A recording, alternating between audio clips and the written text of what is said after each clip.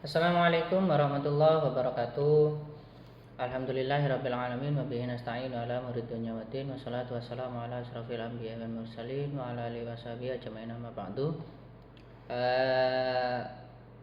Yang terhormat kepada dosen pembimbing mata kuliah kami Bapak Fikri, dan juga yang terhormat kepada teman-teman satu kelas Prodi PAI 5B. Perkenalkan, nama saya Abdul Fattah dari Prodi 5B yang di sini akan menjelaskan tentang motivasi. Ya, motivasi.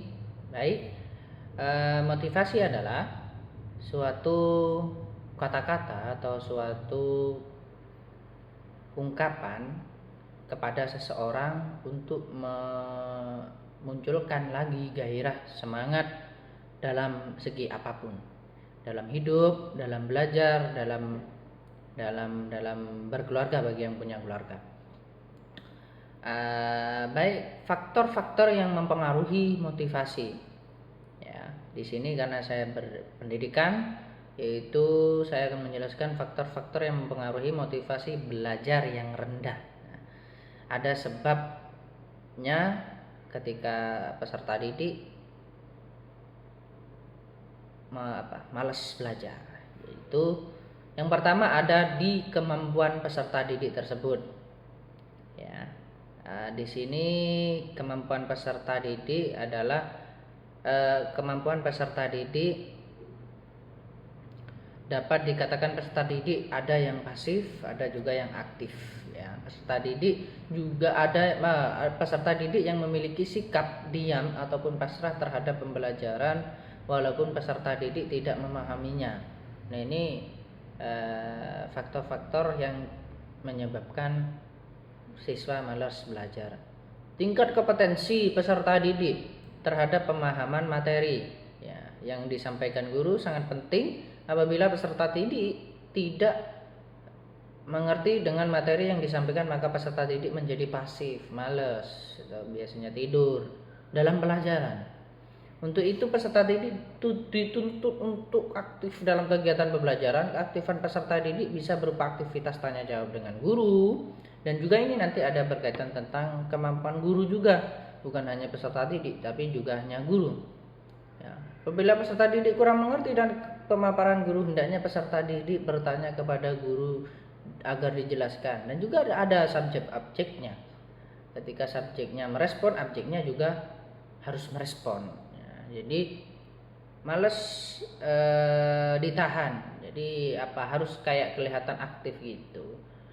Nah, itu tersebut dari faktor yang mempengaruhi siswa males belajar. Ada juga kemampuan guru. Guru adalah suatu komponen yang sangat terpenting dalam pengajaran atau belajar, ya. KBBM, kegiatan belajar mengajar. Guru sangat menjadi intensivitas dalam KBBM. Nah, ini dimana yang harusnya kelas itu sepi menjadi rame. Rame ini adalah aktif semua siswanya. Nah, ini tergantung kepada guru. Kalau gurunya bosen, biasanya muridnya bosen. Jadi seperti itu. Dan juga tidak bisa kita pikulkan kepada guru semua, juga kepada peserta didik. Peserta didiknya juga harus merespon, nggak bodoh amat gitu. Jadi kemampuan guru di sini sangat dipentingkan sekali. Ya, bagaimana cara mengisi kelas itu. Dampak motivasi belajar yang rendah. Ya, dampaknya banyak sekali lah, ya. Bisa, yang pertama adalah tidak bisa menekuni tugas. Buat PR sering ditunda-tunda, ya kan? Jadi seperti itu. Kadang males, cepat putus asa dengan pelajaran-pelajaran. Nah, jadi seperti itu. Oh ya, lagi ada juga faktor yang mempengaruhi peserta didik rendah. Ada orang tua sangat penting dalam komponen kegiatan belajar mengajar, ya. di sekolahan aktif, terkadang di rumahnya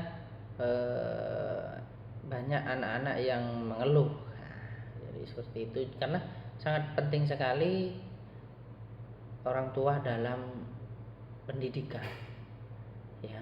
Jadi anak nakal, anak bandel itu ada faktor juga kepada orang tuanya seperti apa. Nah, itu dampaknya banyak. Di sini ada malas mengerjakan PR, putus asa, acuh tak acuh, ya, bodoh amat ya terhadap pelajaran tersebut, dan juga sampai tidak bisa bergantung pada orang lain, gitu, selalu nyontek gitu. Ada lagi tidak bisa bertanggung jawab terhadap tugas yang diberikan. Nah, ya, tidak bertanggung jawab, malah disepelekan. Nah, upayanya apa? Upaya guru bimbingan dan konseling meningkatkan motivasi belajar yang rendah. Nah, upayanya adalah di sini konselingnya harus sama-sama seimbang, ya, guru juga seimbang konselingnya, siswa juga harus mendapatkan konseling yang sepadan juga. Jadi kesimpulannya adalah faktor-faktor yang mempengaruhi dalam pendidikan adalah motivasi belajar yang rendah, ya. Motivasi belajar yang rendah adalah guru, kemampuannya yang paling pertama, kemampuan siswa belajar rendah, kemampuan peserta yang dididik sangat rendah, dan juga keadaan orang tuanya itu sangat dipentingkan sekali. Nah, jadi berikut yang bisa saya sampaikan. Mungkin mohon maaf apabila ada tutur kata yang salah dari saya mohon maaf yang sebesar-besarnya. Bila itu, wassalamualaikum warahmatullahi wabarakatuh.